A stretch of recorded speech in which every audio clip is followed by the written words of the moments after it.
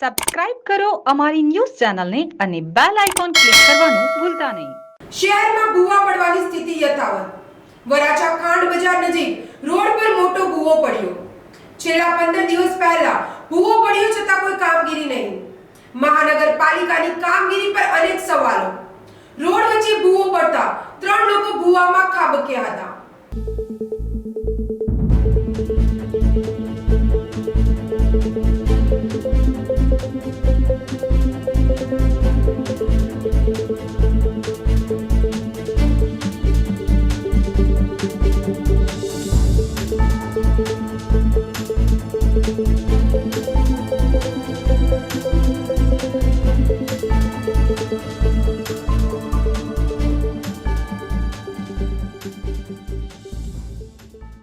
Jamna news Surat.